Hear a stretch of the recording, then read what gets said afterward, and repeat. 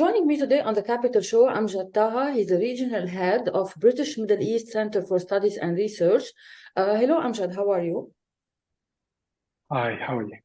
Let me start by referring to the most talked about the topic that is now in Washington, which is the freeing of a number of American hostages held by Iran in return for the U.S. paying billions of dollars as a ransom. President Biden is under a lot of criticism. What do you think about this deal? I think it's like dancing with the devil. This deal is arguably one of the worst in history, serving as a lifeline to Iran, if the best way of putting it is just when the Iranian regime was showing signs of economic and political weakness, and with a daily protest in Tehran erupting on the streets, the Democrats mirroring again their approach during Obama's era, have injected billions and billions of dollars into the regime, ensuring its survival. I mean, the Biden administration claims that this money channeled through Qatar to Iran can be used only for a specific purpose, like medicine, as they say. But then there is still a potential risk. What if Iran purchases these medical supplies and then resells them and then uses the profit that it makes to fund groups like Hezbollah and Hamas, which today threatens the stability in places like Lebanon and Israel and Iraq and Yemen. And Iran has done that this before. I mean, when it comes to Biden's action doing this, I think he sends a clear message to the Middle East that the White House cannot be fully trusted, unfortunately. It implies that challenging times are ahead of us, and when the storm comes, the countries in this region may find themselves standing alone against those challenges without the Americans around.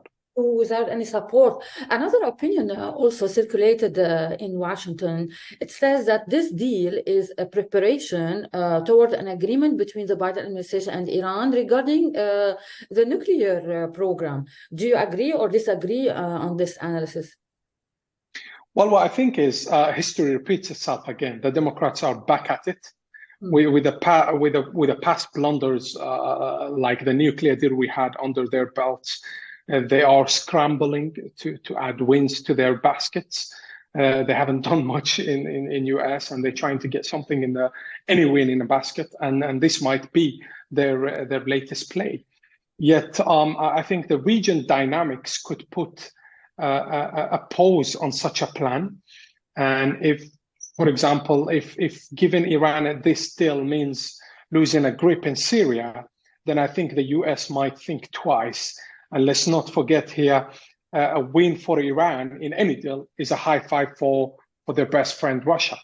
Let me refer you to another popular strategic topic of discussion. This about the growing evidence that Russia and Iran, as well as the regime of Bashar al-Assad, are working to force America to leave Syria. What do you think the mission of America in Syria right now? What's going on? What is the reality there? I mean, look, navigating Syria's chessboard, it isn't simple, to be honest. It's really hard to understand. There's a lot of obstacles there. But with Turkey and the regional players making their moves in the region, the game is thickening. And Assad and Russia are craving stability at this stage, and especially with Moscow's juggling its war in Ukraine, it wouldn't be a gamble on an open Syrian front. So I think Russia wouldn't do that. It would be a gamble for them to reopen a Syrian front there, and it's a higher risk with a potential lose behind every percentage of victory. So it's a quite big gamble for Russia to just leave Syria.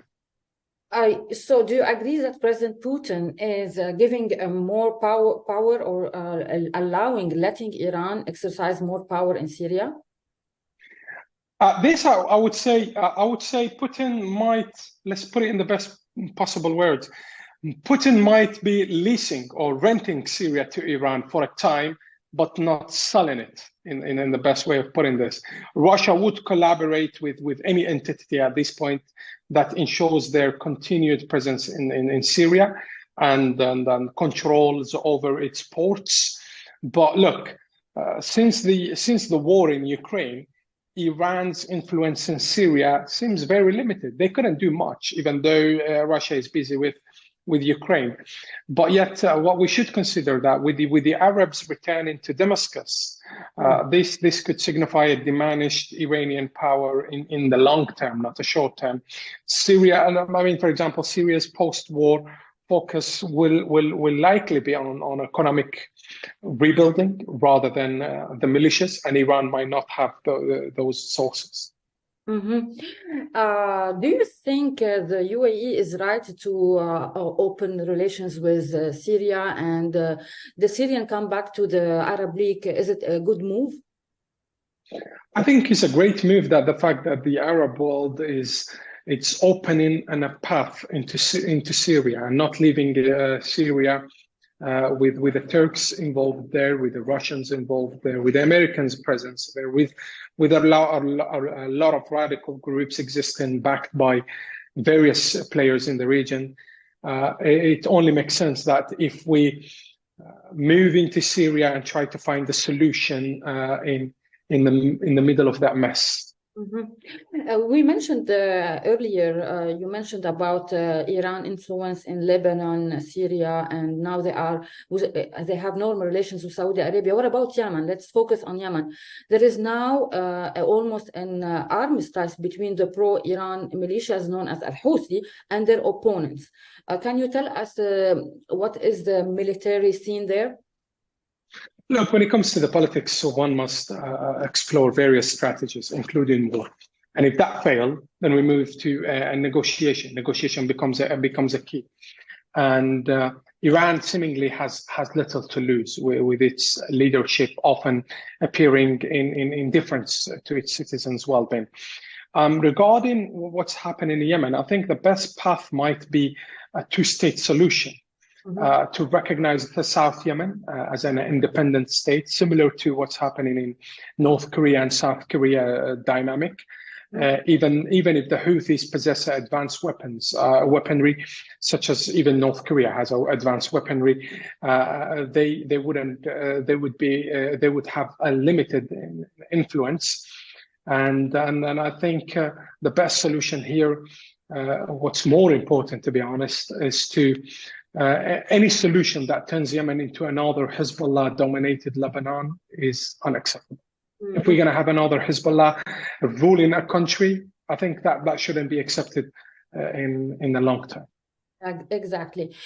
We know Saudi Arabia is an important strategic entity in the Middle East and the Arab Islamic world. Is there any strategic scene paving the way for Saudi-Israeli normalization right now? Look, I think we will witness Saudi Arabia and Israel reaching a form of normalization, a peace, even if the Palestinian will accept and embrace, if Riyadh demands are accepted, of course. And here, what I'm saying is, officials from all sides are soon to be on one table. The skies will be open from Tel Aviv to Riyadh. And we possibly will hear Saudi's nuclear declaration and NATO's endorsement. Now, that means, if anything, it means the Middle East is undeniably on a major transformation, leaving radicals in Lebanon, in Iran, in Gaza behind. And the future is for hope, cooperation, peace, and prosperity. What, in your opinion, the Palestinians will have in return? And we know that the Saudis announced a special envoy for Palestine. What does it mean? Well, look, some of them, the Palestinians, they probably either they stick to the Bollywood or move into reality, accept the peaceful solution and avoid all forms of radicalization. Perhaps they need to start with their anti-Semitism books and media. The recent naming of Saudi Arabian ambassador into PLO's authority is a sign that Saudi will support the cause, yet we don't know how much we can trust the PLO on this, because Saudi has supported the authority before, yet the authority didn't show much of support for the Palestinian people themselves. What about the peaceful nuclear program, a Saudi peaceful nuclear program? Will the Biden administration allow this to happen? I think Saudi has a vision of having a peaceful nuclear program. With Biden administration accepting it or not, I think there is a lot of potential. It's not about Biden administration or the Democrats or Republican future administration. It's about accepting the fact that there is a need for such a power in supporting the whole and countering the climate change. Let's focus on the Saudi-Emirati relations. Are the Saudi and UAE pathways diverging, transforming allies into frenemies, quote unquote? Look, a lot of people say this kind of, and there has been news about all this stuff, and a lot of people put a lot of analysis on this. But this is how I respond to this. When America and Britain find themselves taking a different paths on a particular issue, be it Taiwan, Argentina, Ukraine, or anywhere else, it doesn't turn them into frenemies or rivals, but rather two buddies, two allies with different approaches, as simple as that, to tackling the same problem. The scenario holds true for the UAE and Saudi Arabia and other nations in the region as well. Each country has its own unique vision, yet they share the common goals of supporting peace and prosperity and development in the region. Considering how complicated countries such as Yemen, Syria, Libya, Sudan, Iran, Israel, Turkey, it's clear that there is no simple one-size-fits-all solution. We don't have that in the region. We need multi-version approaches to address these challenges and pave way for resolutions. And that's why having UAE and Saudi Arabia and others in the region going to different and using different tactics is very healthy for a greater outcome. Let's talk about Sudan. Sudan having embraced the Abraham Accords, but now it's embroiled in conflict. What is the road to peace there? It's really hard, to be honest. That wouldn't be very simple, and there is many cases that we have seen in Sudan, in the region, in Africa, where they go for peace with countries, and then the peace after that, after a while, it breaks and a disaster is created. I think it's time the international community recognize that the ticking time bomb in Sudan, allowing radical Islamists to regain over Sudan's military with extremist groups like IS, Al-Qaeda offering their support, could potentially set Africa on fire. I mean, it's knocking on Europe's door with a massive wave of refugees. The army should stop this war, welcoming civilian-led democratic government and enabling RSF and others in Sudan to reform the army to benefit Sudan people, and while removing in the same time radical Islamists from army control. Otherwise, we wouldn't have peace in Sudan for it to have peace with others, such as Israel and other countries in Africa or outside. Amjad, what is the truth about UAE interfering or supporting parties in Sudan? What is the truth about that? UAE has been supporting the people of Sudan by sending a lot of humanitarian support and such as medicine, and that's it. That's where UAE stops, and has been calling for a peaceful solution, supporting all peaceful solution in Sudan, and that's it. The rest, it's newspapers who are bankrupt and they're looking for money. They won't get any. Let's your thoughts on Lebanon. The Gulf countries asked their citizens to leave Lebanon immediately for security reasons. What's going on there? What are the factors that can end the political crisis? I think when it comes to Lebanon, it's very difficult to understand Lebanon at this stage. It's a stateless country ruled by gangs, ruled by Hezbollah, and the elites in Lebanon are not helping a lot in Lebanon. It's this, there is many states within the state itself, where you can see some of the camps. I wouldn't call it camp. I would call it the settlements of the Palestinians who are inside Lebanon, they're almost acting like a state within a state. And there is terrorists, there is the gangsters, there is killers, murderers that exist where the army cannot even go inside on that. So what is that? What would you call that? That's a state inside a state, and it's a stateless country ruled by gangs. That's how we see it. And it's really hard for anyone in anywhere around the world to advise its citizen to travel to a country that no one hears rules, no one hears regulations, the rule of law doesn't exist. Yeah, exactly. And no one can apply it. So why would I advise anyone to travel to such a country, any country around the world, not just Lebanon? The timing, is there any escalation right now? Any possible confrontation between Hezbollah and Israel? Well, well, look, Hezbollah has recently been behaving aggressively towards the Lebanese and towards the Israelis on their borders. It has been attacking.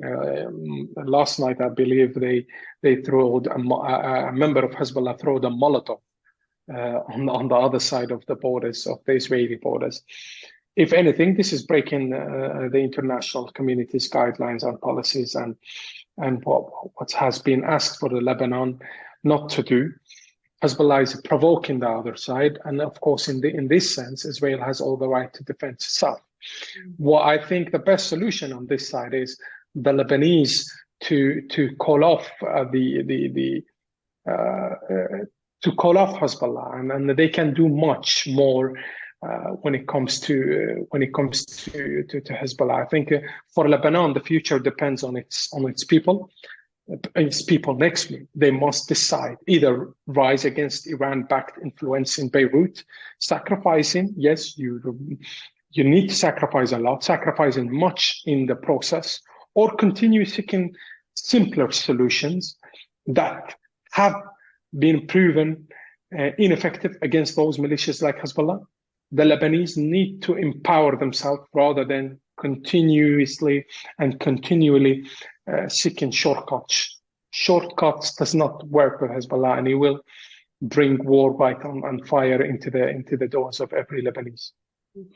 My last question, Amjad, about the role that Saudi Arabia did to solve the crisis in Ukraine, between Ukraine and Russia. How do you see the results of the summit that was held in Jeddah? I think is a sign of hope. That's what Saudi is doing. I think it's always supporting peace, prosperity, and diversity of solutions, and the best solutions away from violence and so on. And if anything, that means Middle East is finding solutions for the rest of the world. We've seen that the fact that Europe is on fire with Ukraine on war and all that. Economically, a lot of European countries are suffering. Politically, we have disaster all over France and everywhere else, in Sweden and so on. And there is even, when it comes to Sweden and countries such as Denmark and that, and we're having a clash of society and communities within those countries. While on the other side, in the Middle East, we're seeing more peace, more prosperity. The fact that even the opponent of H, even the yesterday enemies are becoming at least in a stage of frenemies. And we're speaking about Iran and Saudi Arabia. They are going for a peaceful solution. When it comes to Syria, is not the best, whoever is ruling the country right now, but we're trying to find a solution away from war. And it's really hard. It's really difficult. It's really complicated because it's really, you have to control a lot of your emotions, a lot of your sympathy. But that's the only way forward for us to find the best solution for the next generation, a peaceful one, where Israelis can live next to the Syrian and the Lebanese can live in peace and prosperity, and Beirut can become once again the Paris of the Middle East. Mm-hmm. Thank you, Amjad Taha. Thank you for your time. Your analyst, you are most welcome. Thank you. Hey, Maria Malouf here. Please click to like and subscribe to Maria Malouf TV YouTube page and catch our hottest interviews and most compelling analysis. You will not get it anywhere else.